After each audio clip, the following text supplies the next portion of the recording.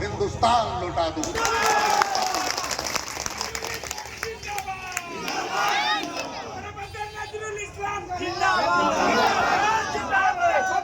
आप लोग राम सिंह शेर खान कहते हैं, दो बदन एक जान कहते हैं।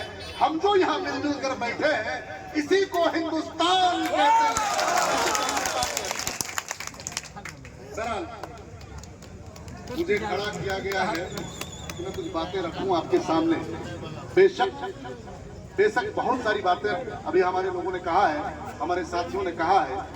इस बार आपको ये सोचने की जरूरत नहीं है कि यहाँ बजरंग दल, आरएसएस और नागपुर से आए हुए वो सारे चोला हमारे हिंदू भाइयों को बरगला देंगे या हमारे मुसलमान भाई के लिए जहर डाल देंगे। मोबाइल बड़ा मोबाइल लीजिए, मोबाइल यही बहुत है भाई। इस बार हम लोगों ने ठान लिया है कि गंगा जमुनी तहजीब को हम लोग इस बार खड़ा करके दिखा देंगे और एमपी राजा को हम लोग असेंबली पहुंचा करके यहाँ राजमहल की आवाज बन राजमहल की आवाज बंद करके एमपी राजा जब असेंबली में गूंजेगा तब पता चलेगा कि नहीं हमारा कोई आदमी असेंबली में बैठा हुआ है, राजमहल की समस्याओं के बारे में बोल रहा है, राजमहल में गंगा पुल के बारे में बोल रहा है, राजमहल के रोड के बारे में बोल रहा है, राजमहल में जितनी सारी छोटी बड़ी समस्याएं हैं उनके बारे में बोल रहा है, हमारे भाई बहनों के बारे में बोल रहा है। यकीनन मैं आपको यकीन दिलाता हूँ कि इस आदमी को एक बार, इस आदमी के अंदर मैंने बहुत सारी चीजें देखी है और मैं ये भी देखा है कि पिछले 3-4 बार से हम और राजा एक साथ नहीं घूम रहे थे। ये भी चुनाव लड़ रहा था, मैं भी चुनाव लड़ रहा था, लेकिन मैं इस बार चट्टान की तरह इसके साथ खड़ा हूं और मैं चाहता हूं कि आप भी अपनी चट्टानी एकता दिखाने का काम करें। आप नेक बने। योगी आदित्यनाथ नारा दे रहा है कि बटोगे तो कटोगे। भाई हिंदुस्तान में ऐसा नारा नहीं चलता है। कैसी बातें कर रहे हो भाई? बटेंगे तो कटेंगे, इस तरह की बातें मत करो। ये गंगा जमुनी तहजीब का देश है, यह अल्लामा इकबाल का देश है जिसने कहा सारे जहां से अच्छा हिंदुस्तान हमारा। निश्चित तौर पर इस बार का स्थिति बहुत माकूल है, हमारे पक्ष में है और हमारे छोटे भाई लोग जो है हमारे बीच, काजू मल्लिक, विश्वजीत, हमारा भाई प्रकाश ने पूरा परिचय शायद अपना नहीं दिया।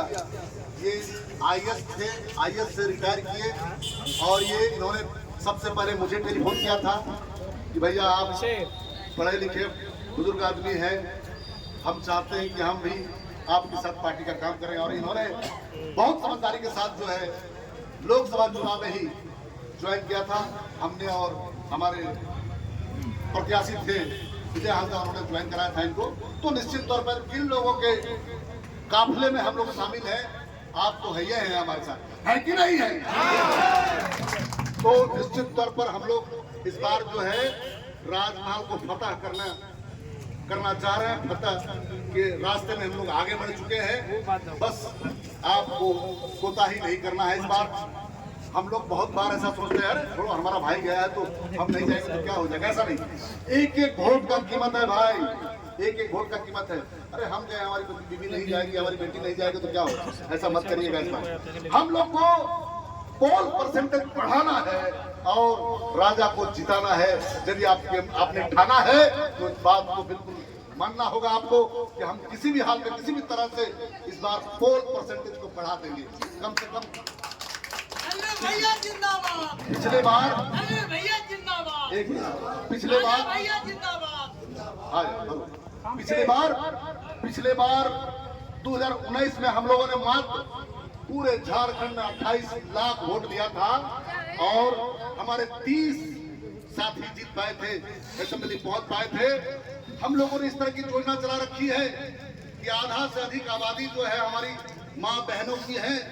माँ बहनों को आप कुछ भी कह देंगे, हमारी ये बहनें जो बैठी हुई है इनको कुछ भी कह देंगे आपको वो ठेल करके चली जाएंगे और तीर्थधनुष में वोट देके चली जाएंगे।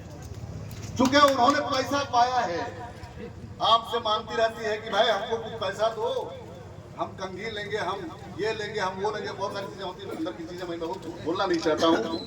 उसके लिए आप पैसा कहाँ से पैसा लाएंगे? उस पैसे से उसका वो काम हो रहा है, वो कितना खुश है, कितना गदगद है, इसलिए वो वोट जरूर देने जाएगी। उनको बिल्कुल मना मत कीजिएगा। आप उनको जाइए, उनको भी ले जाइए, अपनी बहन बेटियों बहुओं को भी ले जाइए। और वोट चूंकि संवैधानिक अधिकार है आपका, ये हंसी खेल की बात नहीं है, आपका संवैधानिक अधिकार है।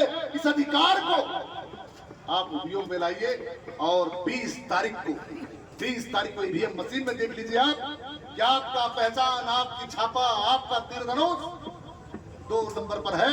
2 नंबर का बटन दबाइए और MP राजा को इस बार जिताइए। यही कहने के लिए मैं आपके बीच में आया हूँ।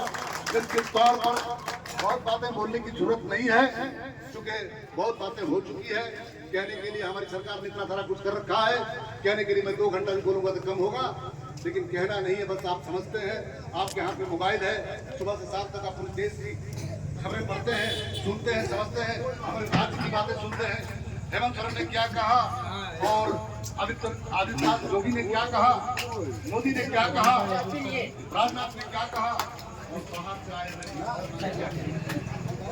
बात आप जान रहे हैं। उसका रिएक्शन हो रहा है। यहाँ पर कोई बांग्लादेशी है क्या भाई?